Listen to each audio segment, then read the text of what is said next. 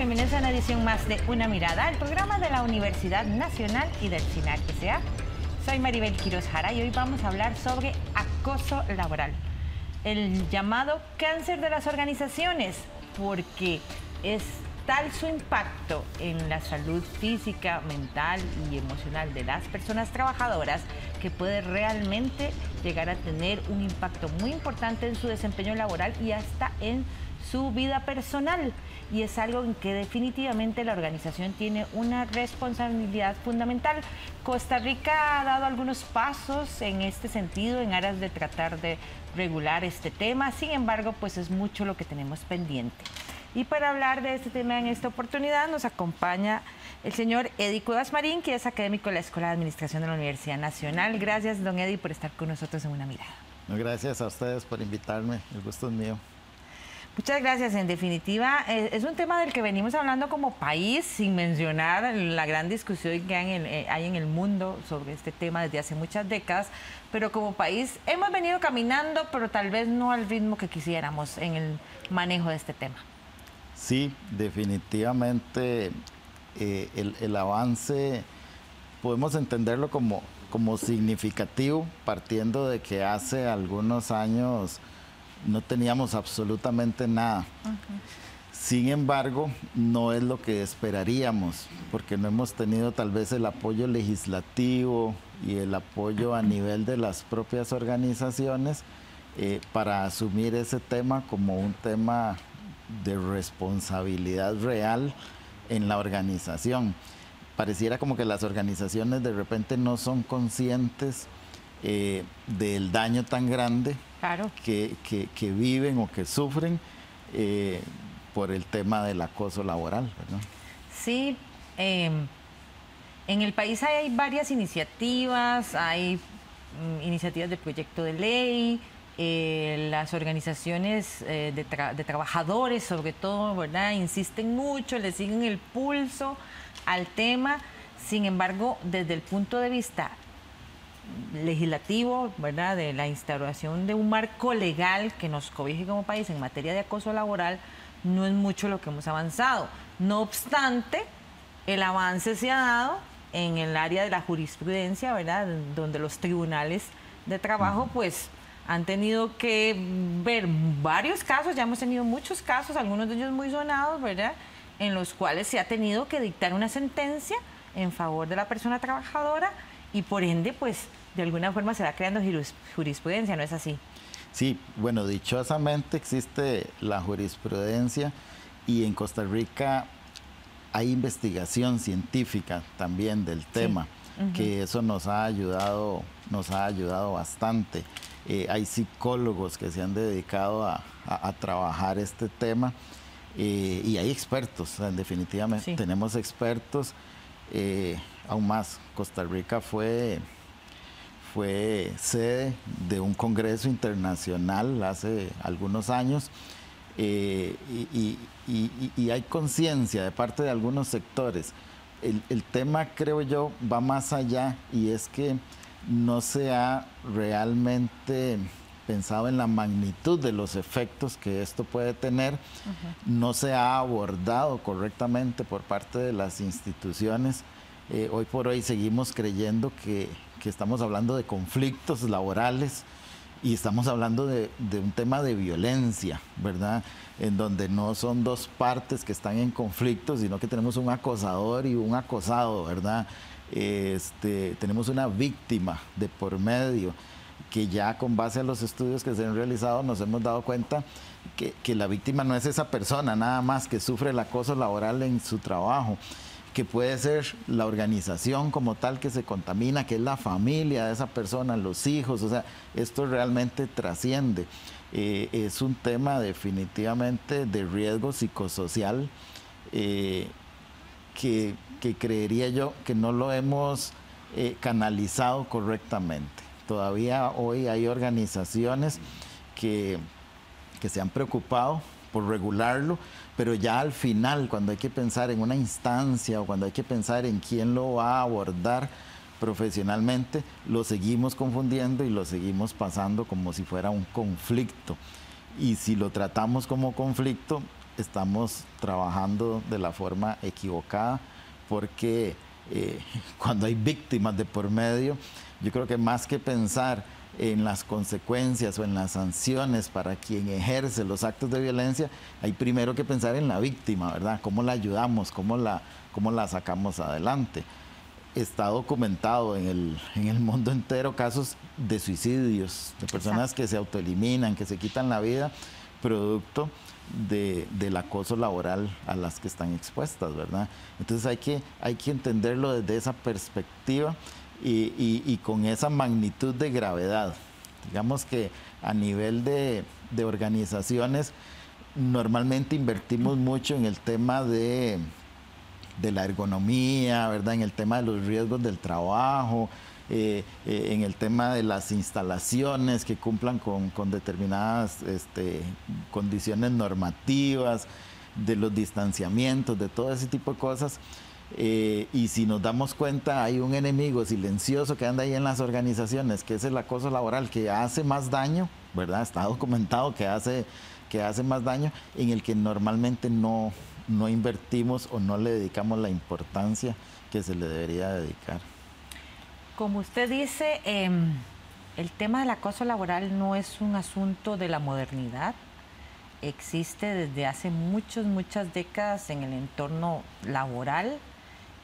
Ha sido vastamente investigado y denunciado alrededor del mundo, y pues hay países que tienen ya muchos años de tener un marco legal que respalda las acciones en contra de este. Y lo más importante tal vez es lo que usted dijo: el acoso laboral es un acto de violencia. Exactamente. ¿Qué es cómo podemos definirlo, el acoso laboral? Bueno, hay varias definiciones que han dado diferentes investigadores en el mundo, ¿verdad? En Costa Rica tenemos algunas que nacen de la jurisprudencia, ahora que usted lo mencionó, ¿verdad? La Sala Segunda, la Sala Constitucional, han venido a decir que es para ellos el acoso laboral.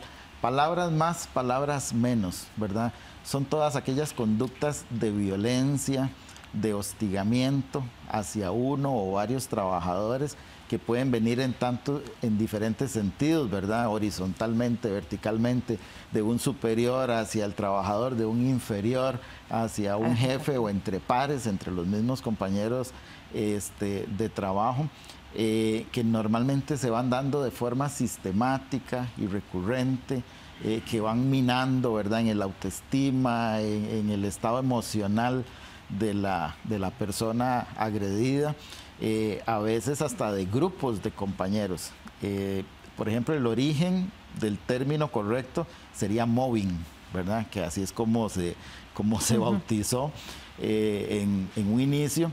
Imagínese usted que cuando se empezó a hablar de mobbing, quien empezó a hablar de mobbing era un etólogo. Los etólogos son estas personas que estudian el comportamiento animal, sobre todo de los caninos, ¿verdad? Que encuentran que hay grupos de animales que atacan a uno, ¿verdad? Que a veces puede ser hasta más fuerte que ellos, ¿verdad? Y más pequeños. Ahí se empezó a hablar del término mobbing, ¿verdad? Y fue años después que lo retoma un médico sueco de apellido Lehmann, y que utiliza el término para abordar el comportamiento en las escuelas de los niños que le hacían lo que hoy conocemos como bullying a otros niños, ¿verdad?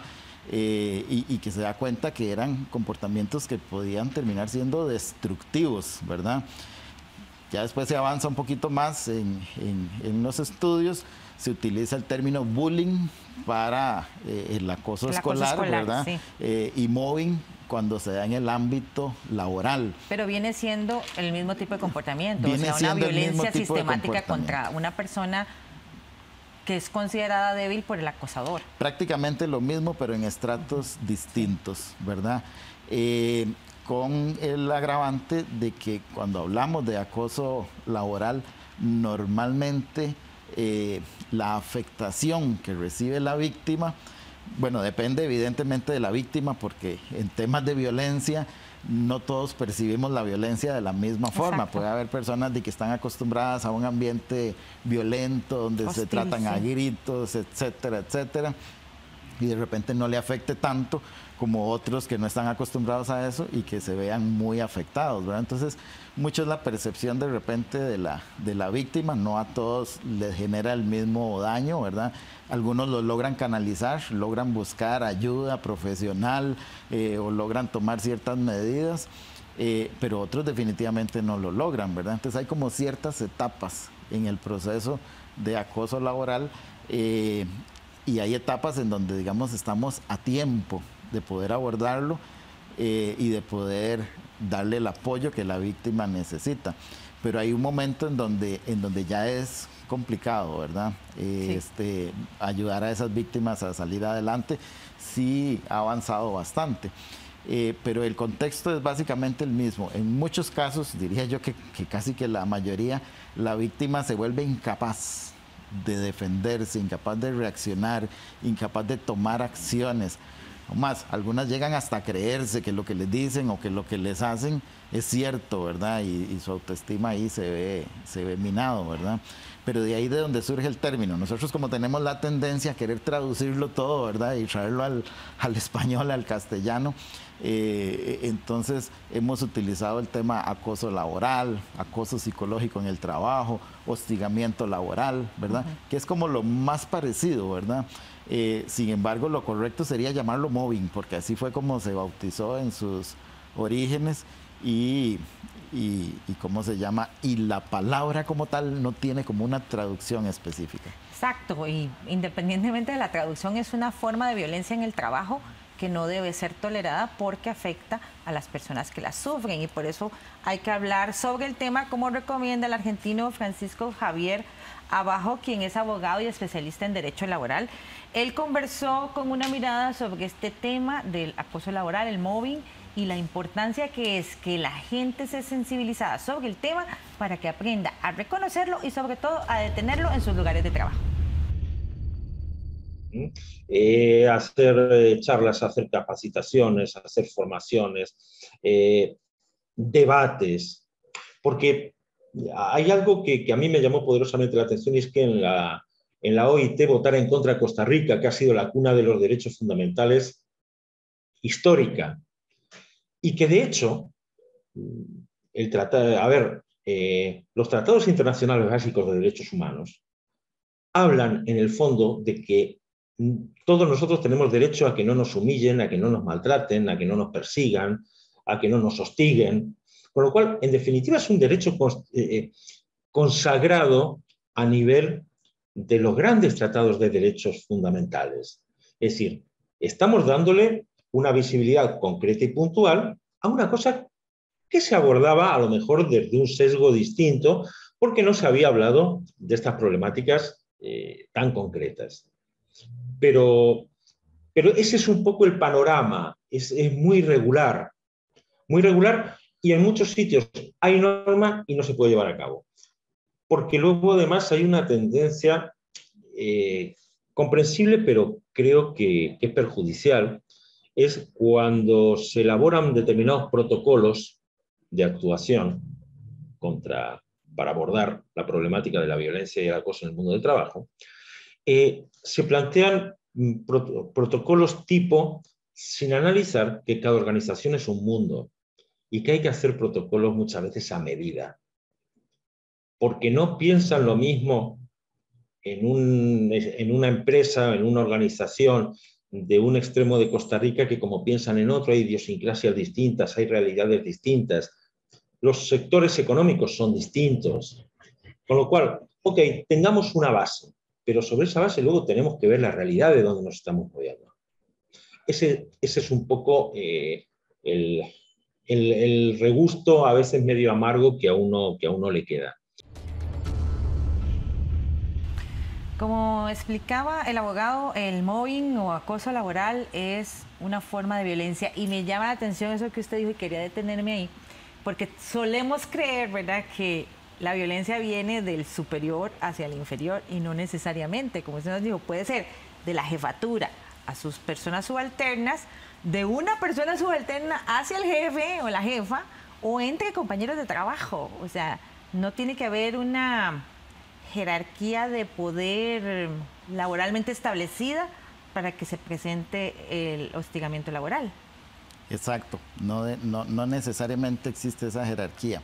Aún más, no podríamos generalizarlo, pero en algunos centros de trabajo se ha medido, ¿verdad? O se han implementado instrumentos para tratar de medirlo. Y, por ejemplo, hemos encontrado el fenómeno que de repente entre mujeres contra mujeres se acentúa más, ¿verdad? En ciertos sectores de la salud, de la educación, vemos otros comportamientos, ¿verdad? Entonces, dependiendo del tipo de organización, es probable que se vea más marcado un tipo de comportamiento. La víctima, obviamente, lo percibe del acosador, pero también lo percibe de las personas que se suman, pasiva o activamente, ¿verdad? Porque a veces no hacer nada puede ser peor que hacerlo, ¿verdad? Entonces yo me doy cuenta que a mi compañero o que a mi compañera le ejercen estos actos de violencia y no hago absolutamente nada para apoyarlo, es una forma en alguna medida también de sumarme a es una forma de ser cómplice, y de ser permitir cómplice. Que alguien abuse de otra persona en diferentes formas. De hecho, en el acoso laboral, un problema grande a nivel de proceso judicial es el tema de las pruebas, porque normalmente nadie quiere ayudar, normalmente no hay testigos, nadie quiere meterse en problemas, menos si ya yo sé que es un acosador y ya yo sé de las cosas que son capaces de hacer. Entonces ahí se le pone cuesta arriba al pobre trabajador o a la pobre víctima, en este caso, tramitar su proceso. Por eso es que muchas veces recomendamos siempre que exista prueba pericial, ¿verdad? Claro, donde un profesional pueda valorar a esa persona y determinar si tiene un perfil de víctima, ¿verdad? Sí, claro. Ahora, hay múltiples formas en que esto se manifiesta. ¿Cuáles podríamos decir que son las manifestaciones más frecuentes del mobbing en el ámbito laboral? Bueno, normalmente en actos hostiles, gestos, burlas, a veces no es necesario ni siquiera que exista palabras de por medio, ¿verdad? Esos gestos despectivos, no reconocer el esfuerzo de los trabajadores, la discriminación podría conducirnos a una forma de acoso laboral. Como yo dije al principio, normalmente son actos sistemáticos y recurrentes. Un acto por ahí aislado de violencia es reprochable, pero no necesariamente es acoso laboral. Sí, entiendo, ¿verdad? Que la normativa dice que tiene que ser recurrente durante 6 meses, más o menos. Se habló en algún momento de 6 meses. Hoy yo creo que con los estudios y con los avances que ha habido en la investigación, no podemos decir que 6 meses es como el plazo adecuado. Podría ser menos o podría ser más, muy intenso en menos tiempo. Exactamente, exacto. ¿verdad? Sí. Sin embargo, se hablaba de 6 meses como para tener un lapso de tiempo en el que pudiéramos hacer un análisis. Y que la persona recabe algún tipo de prueba. Sí, normalmente nosotros les recomendamos a las víctimas tener una especie de bitácora, claro. Ojalá ir anotando, ¿verdad? Todo lo que les va sucediendo con fechas, con horas. E incluso registrarlo hasta en correos. Registrarlo, en correos, ¿verdad? No guardar los correos, no botar los correos, no eliminar los chats, los mensajes. Muchas personas creyeron que con la venida del teletrabajo, por ejemplo, esto iba a dejar de suceder. Uy, no, y se agudizó o terminó siendo peor, ¿verdad? Entonces, realmente es complejo, realmente es complejo. Sí, sí se agudizó mucho con el tema del teletrabajo por ¿verdad? Toda esta distorsión que hubo de las jornadas laborales, de en qué momento yo le puedo pedir trabajo a una persona, ¿verdad? De manera recurrente a las 9 de la noche para las 8 de la mañana al día siguiente. En fin, es muy complejo, sin embargo es fácil de identificar y realmente deberíamos trabajar más para poder contar con ese marco legal que permita a la gente defenderse a tiempo, antes de que se ponga peor. Sí, bueno, Costa Rica tiene algunos articulillos por ahí que no son específicos, por ejemplo el 184 del Código de Trabajo, el 81, hablan de la salud laboral y hablan de que el patrono tiene que promover un ambiente sano en el trabajo. es como lo único que encontramos, ¿verdad? Por ahí la reforma procesal laboral incluyó el tema de la discriminación, que algo nos puede ayudar. Pero más allá de un marco legal que defina qué es, yo creo que ocupamos un proceso especial, porque el gran problema que tenemos es que, como usted lo mencionó, hay sentencias, hay votos donde se le ha dado la razón a la víctima, pero después de 5 años, después de 6 años, ¿verdad? Entonces eso realmente no es lo sano ni lo conveniente cuando una persona está inmersa en el lugar de trabajo, expuesta al hostigador, al acosador. Hay un término que suena como fuerte, ¿verdad? Pero que lo utilizan algunos psicólogos y dicen que el acosador es un psicópata integrado, ¿verdad? Uno dice, pucha, qué fuerte suena, ¿verdad? Pero es que efectivamente el tema del acoso laboral puede llevar a una persona a la muerte, a perder la vida. Es que imagínese qué difícil, don Eddie. Usted sale a trabajar, ¿verdad? Tiene, no sé, que pasar todo lo que significa dejar su casa, irse a trabajar, ¿verdad? Ya de por sí la vida es difícil y transportarse a trabajar es difícil. Llegar a trabajar tal vez con la mejor actitud y pasar siendo víctima de maltrato durante 8 horas, 6 o 7, 5 o 6 días a la semana. O sea, qué duro. Sí, la mayor parte de su día estar expuestos estar en un estrés eso. constante. Entonces nos damos cuenta que hay personas que pierden la vida, pero hay otros que están muertos en vida, ¿verdad? Producto del acoso laboral, que yo no sé cuál de las dos es peor, ¿verdad? No sé cuál de las dos termina siendo peor. Sí. ¿Qué nos falta? O sea, es un país que cuenta con garantías sociales desde mediados del siglo XX, donde el Código de Trabajo es estricto, donde las reglas laborales son muy claras, ¿verdad? Y más con las últimas variaciones que hubo, ¿verdad? Las últimas innovaciones en este sentido, más claro todavía cómo debe ser la relación obrero-patronal en este país. Sí. ¿Por qué no avanzamos en el tema de acoso laboral? Bueno, ni siquiera ratificamos el convenio internacional que nos puede ayudar con este tema. Eso es importante. Le estamos dando el trámite de un proceso ordinario laboral, o sea, que es presentar una demanda en un proceso de conocimiento donde, como le digo, podemos durar hasta 6 años en tener una sentencia, dependiendo de las circunstancias. Si lo tramitamos vía Ministerio de Trabajo, que el Ministerio de Trabajo tramita este tipo de denuncias, tal vez la expectativa de la víctima pueda ser mayor en el Ministerio de Trabajo, pero el Ministerio de Trabajo ha cometido a veces hasta el error de realizar procesos de conciliación o de resolución alterna, que eso está diseñado para los conflictos, ¿verdad? Yo, de hecho, soy un fiel creyente de la resolución alterna de los conflictos y creo que la mayoría de los conflictos pueden resolverse conversando, llegando a acuerdos, cediendo para un ganar-ganar, ¿verdad?, entre las partes, pero eso lo hacemos cuando estamos entre iguales, cuando tenemos a dos partes iguales en un plano de igualdad de condiciones. Pero cuando hablamos de violencia no hay igualdad de condiciones. No. Yo no puedo poner a una víctima a negociar con un hostigador, con un acosador, ¿verdad? Claro. Porque la víctima no va a estar jamás en igualdad de condiciones. No, además le hizo la vida de cuadritos, quién sabe cuánto tiempo. Exacto. Entonces imagínese usted lo complicado que es. Y en el Ministerio de Trabajo nos ha sucedido eso, ¿verdad? Haber casos que se terminan, entre comillas, resolviendo por medio de un acuerdo. Entonces como que no estamos siguiendo a veces los caminos correctos. Creería que una ley vendría a resolver esto. El problema es que los proyectos que tuvimos en la corriente legislativa ya están desechados. O sea, ya definitivamente no eso está archivado en su totalidad.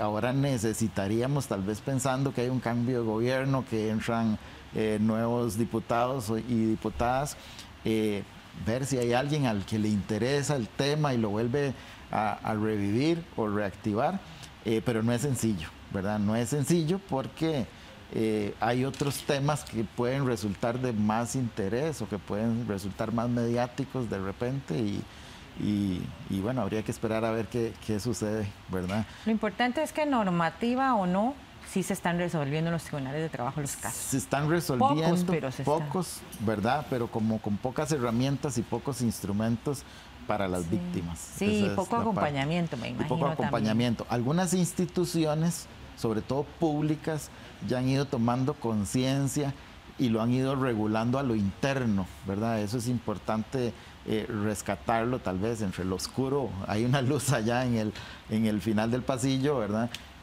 Algunas instituciones lo han venido asumiendo con mucha responsabilidad, con mucha seriedad, y le han dado el carácter que corresponde. Otras empezaron muy bien, después tomaron un camino medio desviado, pero ahí vamos, poco a poco. Ahí vamos. Muchas gracias, era Eddie Cuevas Marín, quien nos acompañó en este primer bloque. Vamos a ir a una pausa, pero antes les vamos a dejar con un video en que Álvaro Madrigal, presidente del Sindicato de Trabajadores de la Universidad Nacional, lamenta que las instituciones de este país no avancen lo suficientemente rápido en la prevención y tratamiento del hostigamiento laboral o MOVI. Vamos a una pausa y ya volvemos. Toda vez que el tema del acoso laboral, pues en su tratamiento al interno de la institución es bastante incipiente. Y tenemos que entender que es algo que es bastante difícil de probar, ¿verdad? Porque el acoso laboral tiende a darse en secreto, ¿verdad? En espacios donde no hay testigos o tampoco donde se deje prueba alguna. Entonces es bastante complejo y complicado. Inicialmente que la persona se atreva a denunciar y segundo que pues aporte las pruebas suficientes como para que nosotros al interno del sindicato pues decidamos efectivamente acompañar en la respectiva denuncia. Tal vez aquí sí quiero recordar que desde la modificación que tuvimos a la convención colectiva aprobada en 2011, ¿verdad? Establecimos la obligatoriedad de la institución de crear una instancia que tenía que atender el tema del acoso laboral. No solo desde el punto de vista de atención del conflicto y la sanción, por así decirlo, sino también de la educación, ¿verdad? Porque esto requiere un gran proceso de aprendizaje de parte de todas las personas, de saber qué situaciones pueden ser consideradas como acoso laboral y qué situaciones a lo mejor no son consideradas como acoso laboral. Todavía en este momento no tenemos esa instancia completamente creada, ¿verdad? La universidad hace cerca de 3 años y ante una denuncia que el sindicato hizo precisamente al Ministerio de Trabajo por el incumplimiento de algunos de los artículos convencionales, en específico la creación de la instancia, que finalmente se optó porque fuera una comisión de atención del acoso laboral, digamos un tanto similar a la atención del hostigamiento sexual.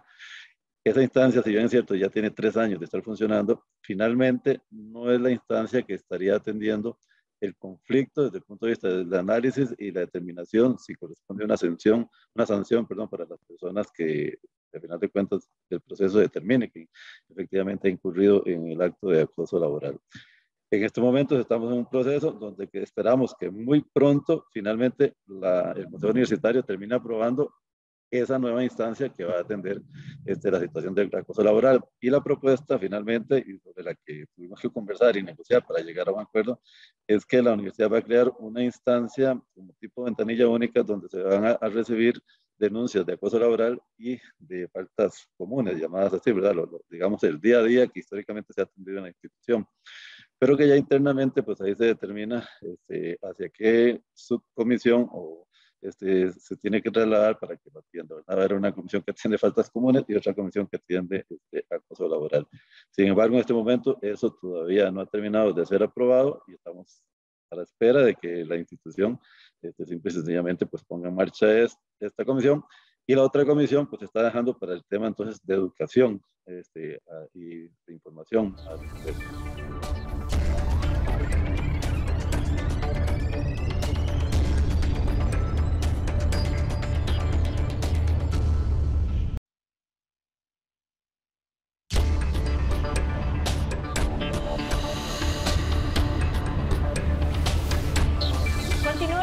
Una mirada, el programa de la Universidad Nacional y del CINAR S.A. hoy con el tema de mobbing o acoso laboral, un verdadero cáncer de las organizaciones que afecta principalmente a las personas que son víctimas de la violencia laboral por parte de jefaturas, subalternos o compañeros o compañeras de trabajo, porque se puede dar en todos estos ámbitos. Vamos a hablar ahora sobre todo del impacto que tiene en la psicología de la persona que la sufre, y para eso contamos con la presencia de Ingrid Naranjo Ugarte, quien es psicóloga de la Unidad Especializada contra el Acoso Laboral del Tecnológico de Costa Rica. Un gusto tenerte aquí de nuevo en Una Mirada, Ingrid. Gracias, el gusto es nuestro.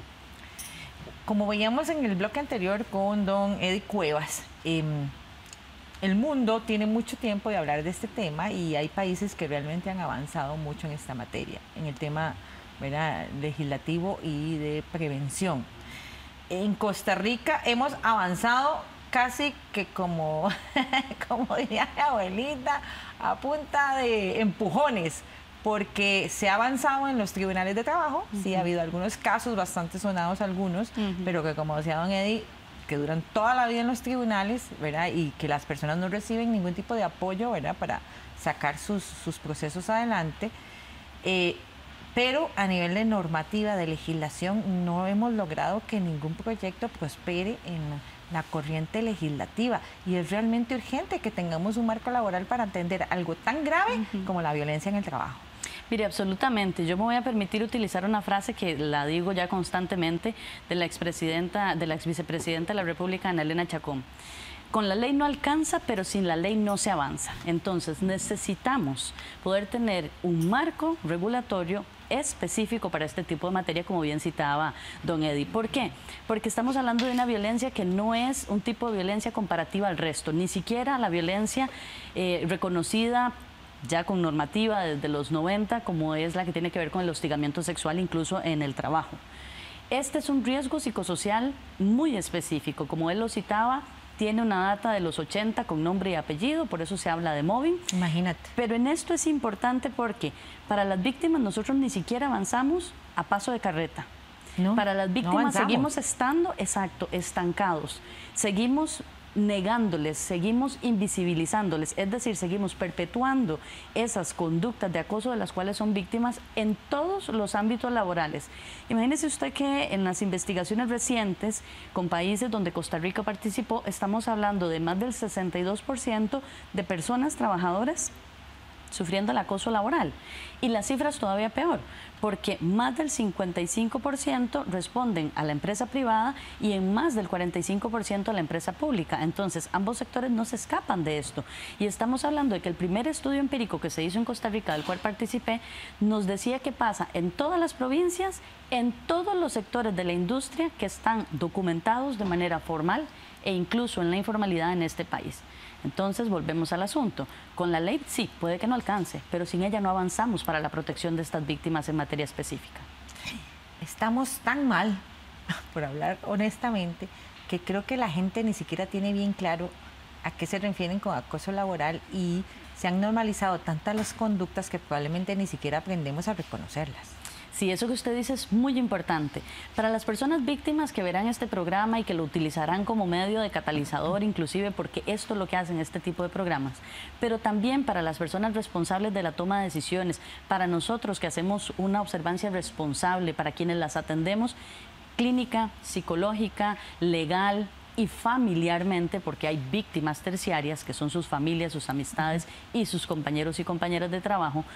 Nosotros tenemos que entender que es violencia psicológica ejercida en el ámbito de trabajo por compañeros y compañeras indistintamente del rango, de la jerarquía, del lugar que ocupen, formal e informal. Con esto me refiero a que a veces alguien tiene un puesto en el que no es un líder nombrado, es una persona que tiene un puesto igual, pero que ejerce algunas funciones que le hacen sentir a esa persona que puede estar por encima de sus compañeros y compañeras.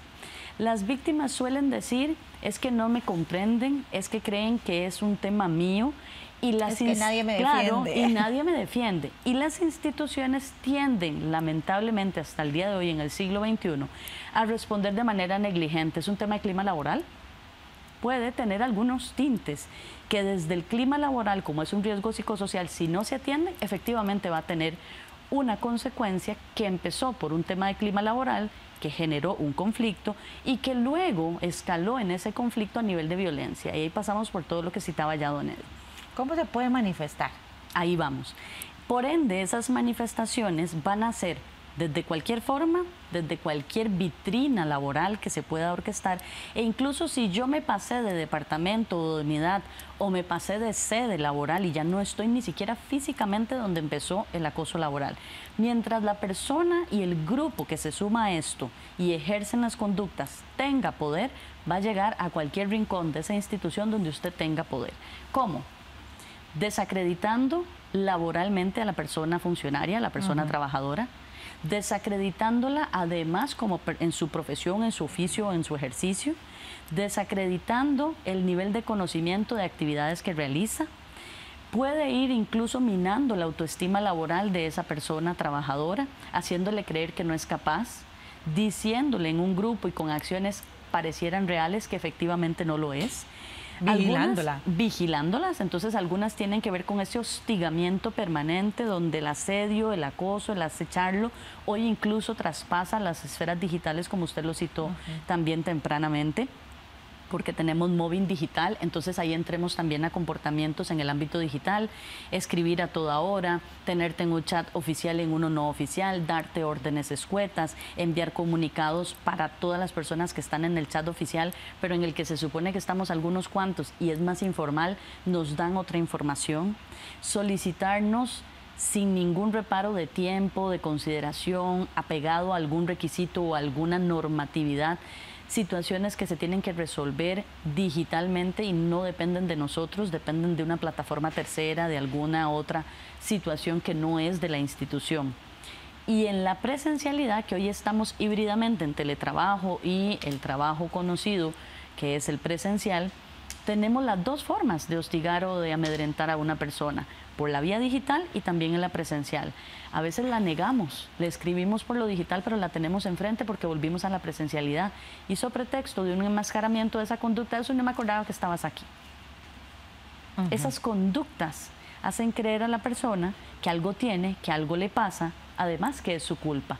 Introyectar culpa, que es el término técnico, es una de las características primordiales de quienes asedian, acechan y acosan a alguien laboralmente, porque con eso la tenemos tomada emocionalmente, por eso es violencia psicológica. A usted le pasa eso porque usted se lo busca, a usted le hacemos esto porque usted es un problema para la institución, nadie quiere trabajar con usted, entonces le aislamos, le hacemos el vacío, otras manifestaciones características de este comportamiento que es muy especializado.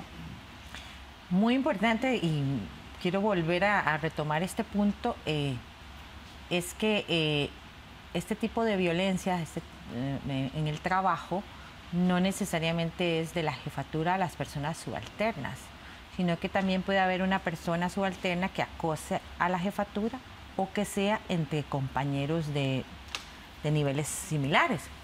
No solamente importante, sino necesario recalcar que así como entendemos mal el acoso laboral, también tendemos a creer que en la estadística que sí existe, que el famoso bossing o el de los jefes es el único tipo de mobbing que se da, los otros dos que usted mencionó, que es entre compañeros el horizontal o el ascendente de los subalternos hacia las jefaturas o el resto de compañeros, no es que ocurran menos, es que son más invisibilizados, pero son más fuertes. Y en la función pública, del que usted hace cita, que es el ascendente de los subalternos a las personas tomadoras de decisiones, es el que más ocurre. ¿Y cómo lo vemos? Porque en las instituciones, sobre todo, donde hay cambios de jefaturas que corresponden a un proceso político, las personas que sí tienen su plaza y que nos mantenemos a lo largo de los años, indistintamente del color político de las autoridades, tendemos a hacer bandos, esos bandos patológicos, esos bandos enfermizos, en los que yo no estoy de acuerdo con que sea usted mi jefatura y le fastidiaré en un GAN de acoso con muchos compañeros sumándose hasta que usted se vaya. Hasta que se vaya, sí. Sí, y también está el tema del acoso entre compañeros de trabajo. Y ese entre compañeros tiene la sutileza de que facilita el mixto, que es un cuarto que tiene algunos pequeños años de venirse dando, tal vez el último decenio y con más fuerza en el último quinquenio, que es entender que hay una persona que pudo haber estado arriba o abajo que lo inició. Se sumaron los compañeros y terminaron siendo ellos los que hacen ese trabajo sucio. Entonces, no tengo cómo identificar yo, persona víctima, a quién fue el que lo inició, si fue la jefatura o alguien con ese poder jerárquico, o si fueron un grupo de compañeros que tienen mucho tiempo, están bien asentados, tienen su plaza fija y orquestaron que yo hiciera ese trabajo sucio. Entonces terminé lidiando con mis compañeros, entre mis compañeros, y no supe en qué momento esta situación se volvió poder. ¿Hago el trabajo sucio o me vuelvo cómplice? Porque permito que la persona acosadora ejerza violencia continua sobre una persona que es su víctima. Y si yo lo permito o me callo o simplemente no digo, ¿verdad? O simplemente me hago de la vista gorda, termino siendo víctima, termino siendo cómplice de esa persona acosadora. Sí, en las dos formas se da. Vea qué específico que es, que puede empezar entre compañeros, sobre todo lo vemos si hay una escuela o un perfil de puestos en el que hay muchas familias, entonces tenemos a las mismas personas, secretaría, coordinaciones, supervisores. Jerárquicamente no estamos por encima de ninguno de nuestros compañeros, pero funcionalmente y con tareas tenemos algunas cositas más que hacer y algunos reportes más que dar. Yo me sentí con poder, lo asumí, eso me volvió una persona posible acosadora y resulta que tengo un grupito de compañeros y compañeras que a mí no me sirve que estén porque evidencian que, esto es un concepto también técnico, puedo ser un mediocre inoperante activo. Tengo un puesto en el que me piden informes, tengo un puesto que supuestamente tiene autoridad o poder, pero el resto de mis compañeros evidencian que yo no sirvo para ese puesto. Entonces usted me hace a mí objeto de acoso porque yo le evidencio. Esa es una característica de por qué ocurre esto. Y en esa situación yo necesito un grupo, lo mismo que se hablaba anteriormente con el bullying. Esta dinámica no existiría si no tenemos espectadores, si no tenemos cómplices, si no tenemos personas que se suman por acción o por omisión, como bien citó Don Eddie. ¿Y qué pasa ahí? Es muy fácil que yo pase la línea. Yo puedo decir, me impacta lo que le pasa a mi compañero y mi compañera y soy un espectador pasivo. Exacto. Que tiene miedo. No me gusta, pero me callo. Claro, y como me callo me vuelvo un cómplice activo, claro porque sí. No denuncio, pero después están los otros que por temor también a no ser la próxima víctima se suman a este gang y terminan hostigando. Y al final, pues es la persona que sufre estos tipos de violencia la que experimenta todas las consecuencias en su vida personal y laboral. Sobre este tema conversamos con Maylis Vega del Instituto Nacional de Ciencias Forenses de Guatemala, quien explicó a una mirada que las personas que sufren acoso laboral o mobbing presentan secuelas, algunas tan graves que pueden incluso incapacitarles tanto en su vida laboral como también incluso en su vida personal. En la práctica mía hablamos más o he identificado más síntomas o consecuencias relacionadas a ello como pesadillas, dificultades para salir, incluso en el arreglo personal, cómo se visten, cómo se ven hacia afuera, el poco interés que se genera en socializar. La desconfianza también va no solo en la persona misma, sino hacia los demás. Es decir, esa parte de socializar, el poder empezar o interactuar en un compañerismo más allá de lo que es la relación laboral como tal. Sí, como profesional de la psicología le puedo decir que en efecto hay la posibilidad de que la persona pueda readaptarse. Definitivamente no podemos decir que la persona va a ser la misma. El ser humano es dinámico, ¿verdad? Sabemos que el comportamiento humano es cambiante, no es estático. Entonces la persona va a evolucionar, va a depender de sus propios recursos, va a depender del afrontamiento que le dé a la situación y de las personas, muy importante, que estén a su alrededor y del apoyo que haya recibido. No es lo mismo que la persona se considere escuchar, que sea recibida y que sea atendida y que vea el cambio en una situación, que alguien que pasó por todo esto y haya tenido un desgaste porque la situación fue prolongada, las acciones fueron profundas.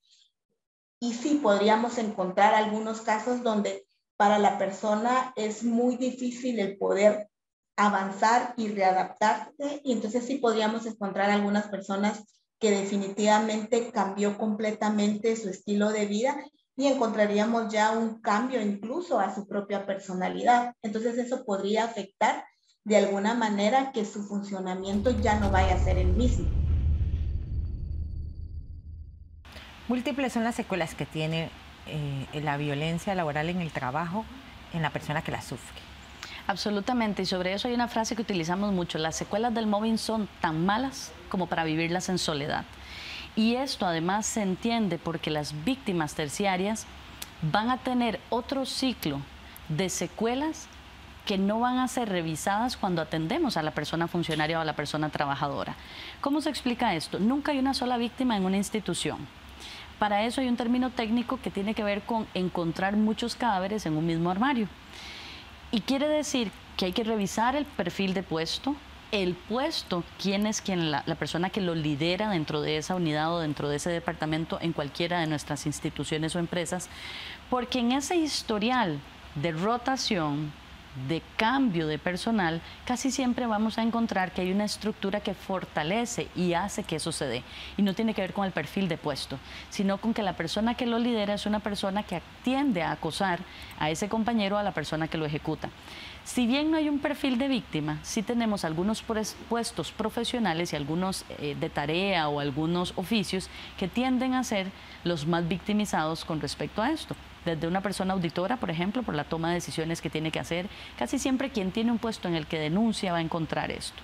Lo decía ahora Eddie, las personas en el sector salud, porque además las condiciones laborales han cambiado tanto que entramos a una situación mercenaria que pasa la línea de hostigar porque hay que servir y hay que curar. Entre esas situaciones, las secuelas vienen a ser invisibilizadas aún más. Y esto nos lo trajo la pandemia. Hay que trabajar, hay que curar, hay que sacar adelante la tarea, tenemos que volver a ser productivos, eficientes y eficaces como institución, pero si eso lesiona a la persona trabajadora, digamos que lo podemos ir viendo medianamente en el camino. Entonces, las secuelas son desde lo biológico, desde lo psicológico y desde lo social. En lo biológico, todas las manifestaciones que el cuerpo va a darle a una persona trabajadora y que cuando entramos a la esfera de lo psicológico nos damos cuenta que no tienen una causa orgánica. Usted está brotada, no se sabe por qué, a usted se le cae el pelo, no se sabe por qué, tiene dolores musculoesqueléticos, dolores posturales, tiene inflamaciones que no se explican médicamente. Cuando hacemos la pregunta psicológica, ¿cómo está tu trabajo?, empezamos a entender que el riesgo psicosocial escaló. Pasó de estrés, pasó de burnout, pasó a violencia y no nos dimos cuenta. No fue que no nos dimos cuenta, es que esto es parte de la dinámica que esconde e invisibiliza esta situación. Y en lo social, ahí entran las terciarias. Está todo el impacto que existe en la organización, productividad, rendimiento, absentismo, accidentabilidad, que no sabemos por qué empezaron a incrementarse los accidentes laborales y nadie pregunta si es por una dinámica de violencia en el ámbito donde esa persona está teniendo tanta accidentabilidad. Y el traslado dentro de lo social a la familia. Este papá, esta mamá, estos hijos, estos hermanos, esta familia, estos amigos que no entienden por qué esta persona solo habla exclusivamente de lo que le pasa en el trabajo, están hartos, angustiados y angustiadas, esa angustia la viven ellos mismos también, esa incertidumbre también la viven ellos y aíslan, terminan aislando a la persona y la persona termina aislándose. Sí. Ya no quiero ir a esa reunión, ya no quiero estar con los amigos, la familia dejó de hablarle, la pareja también, porque vos solo hablas de lo que te pasa en el trabajo. Y en esas secuelas, lo más doloroso es que como no entendemos qué le pasa porque la propia víctima no es capaz de explicárselo, lo primero que aprendió, y eso se logra en 5 minutos, es indefensión, haga lo que haga o diga lo que diga, me queje donde me queje. Así hay una instancia, se supone, especializada para el tema, nadie me pone atención, ni el Ministerio de Trabajo, no hay una ley, no hay protocolos, no hay una guía, me siento más en indefensión, pues entonces eso se va poniendo en un tiempo en el que el deterioro de las personas es tanto, porque es violencia psicológica, que revertir ese proceso requiere más tiempo, igual tiempo que el tiempo en el que fue víctima de un acoso. ¿Qué hace la persona que es víctima de acoso laboral para detener la situación y actuar en consecuencia? Hay 2 formas. Tenemos que identificar en qué estadio está esa persona que ha sido vulnerada, violentada, deslegitimada laboralmente. ¿Puede hacer la guerra psicológica? Puede ir y poner una denuncia, está en condiciones de enfrentarse a lo que traiga esa denuncia, a lo que comúnmente se conoce como la respuesta donde la empresa tirará toda su maquinaria, incluyendo lo legal, para defenderse y usted está en absoluta soledad, porque ni el sindicato ni los recursos económicos le permiten encontrar un abogado que le permita una defensión por lo menos decente. Hoy día, con la reforma procesal laboral, estas personas tienen derecho a un abogado especialista en el área laboral que le puede acompañar. ¿Está en condiciones de hacerlo? ¿Se siente en capacidad de dar esa lucha, de tener esa pelea? Bueno, esa es la primera parte que hay que revisar.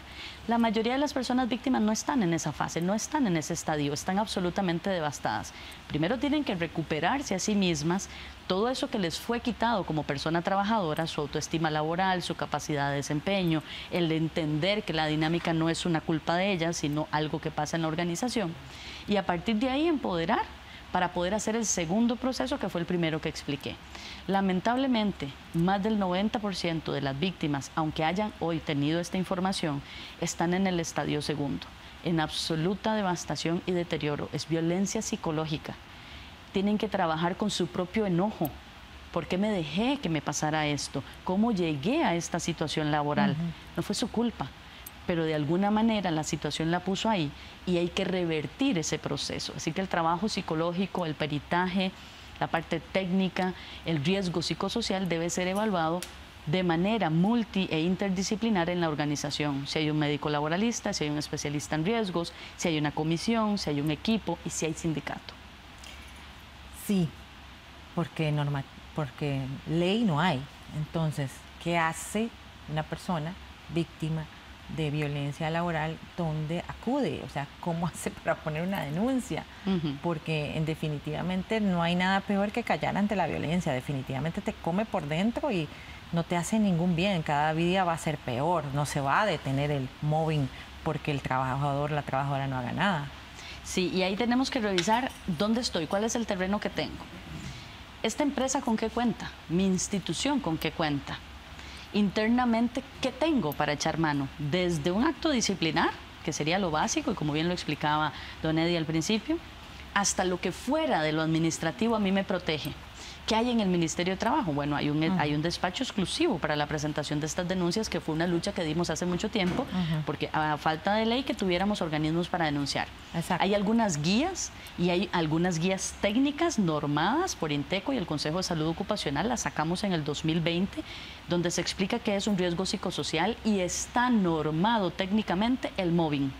Entonces ahí nos puede dar una luz para empezar a revisar en mi organización. Si no hay, ¿yo qué puedo hacer?